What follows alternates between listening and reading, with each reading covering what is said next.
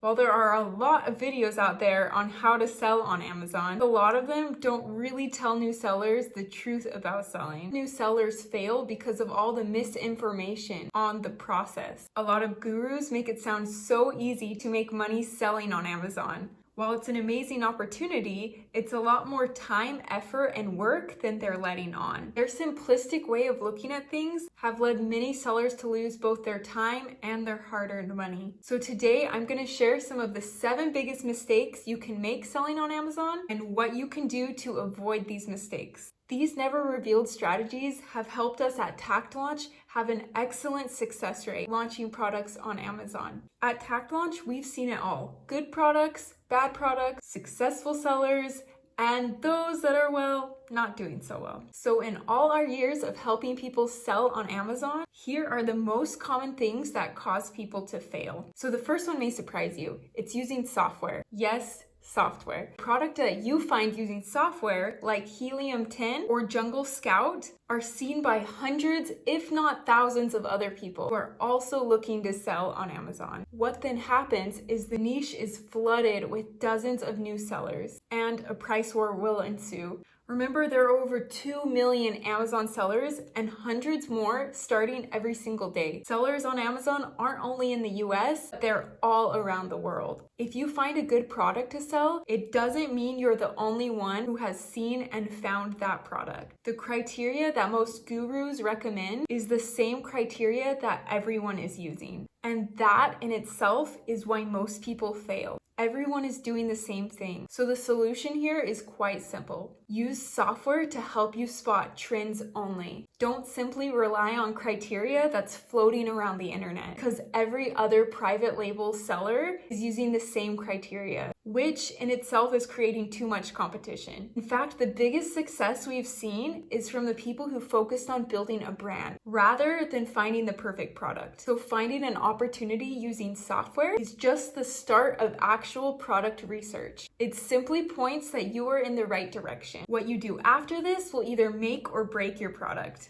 The second thing is no barrier to entry. If you simply go on Alibaba and find a product that everybody else is finding, then you'll end up with a product with the same problems that the other sellers are having. If you notice on Amazon, certain products have the same bad reviews because the product, even though sold by different sellers, still has the same defects because it's from the same supplier. You also have to remember, if the supplier sees you making a lot of money, what's to stop them from selling on Amazon too? It's not uncommon for a factory to start selling a product that private label sellers are selling. Our solution is making your product hard to find and hard to copy by either making additions to it or bundling it with components or relevant products from another supplier so that your product is unique and much harder to copy. This will also make it harder for the factories and others to copy your product.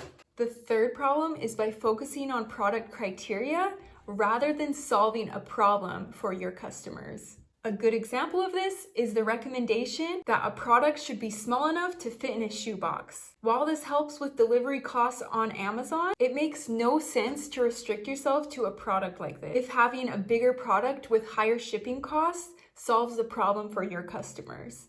Amazon shoppers will be willing to pay more for a good product and don't really care if it can fit in a shoebox. Think of it. If everybody's trying to find products that fit in a shoebox and you find a product that doesn't fit in a shoebox and solves a problem with good profit margins, you're already 95% ahead of your competition. If you find a product that can still make money, even if it goes against recommended criteria, that could possibly be a golden opportunity, provided it makes good business sense. The fourth mistake is relying on PPC rather than a solid marketing strategy. If a famous musician like Madonna is having a concert, does she just show up at the venue without doing any marketing? If Madonna just showed up at a venue without any marketing prior, nobody would show up to the event. It's the same way when you launch an Amazon product without doing any marketing before. Turning on PPC the day of launching is simply not enough. Amazon PPC is there to make Amazon money, not you. Successful sellers on Amazon focus on building a brand. If you're passionate about something,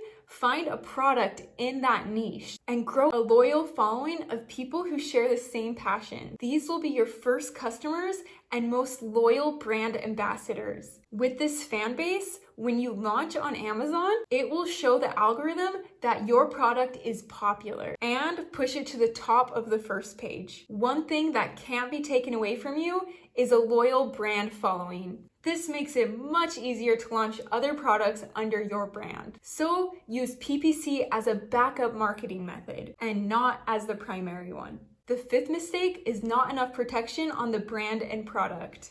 Another reason why people fail is because they don't create enough legal barrier to entry for their product. If your product can easily be replicated without legal repercussions, then you've left the door wide open to be hijacked and the competition. Intellectual property is there to protect your hard work and encourage innovation. If you have the ability, look into creating a unique design that solves a relevant problem, which you can patent. All successful brands have patents. That's a foundation of a solid brand. At the very least, register your product for brand registry. And if you can file for a patent on a unique design, this will give you the legal hedge around your product. On the reverse side, a mistake that sellers make is not checking if they are allowed to sell the product. Just because a factory in China makes it doesn't mean you can sell it. Remember, the IP laws in China are very different from many other parts of the world. Many times the product has a patent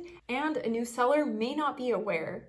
We've seen this so many times where a seller starts selling and then gets hit by patent infringement complaints. Some are legit and some are just the competition trying to scare you away. Knowing what legal ground you stand on will help you successfully fend off legal attacks. A fifth major problem is failure to account for key costs like your time and the costs of borrowing. While working on your business might be fun, in the long run, if you were to bring people on to do what you do, would you still be profitable? Also, don't forget to factor in the interest costs of borrowing money to invest in your business. Even if you have the money saved up, remember that you and your business are two different entities. In this case, you have lent the business money and you are owed interest. Account for some extra costs, like the internet bill, so you can measure the true viability of the product and business. And the last mistake, spending too much time and money on one thing. Sometimes when we start a business, we spend hours and hours obsessing over things, like a logo and branding colors. We might even hire someone to design a logo for us at a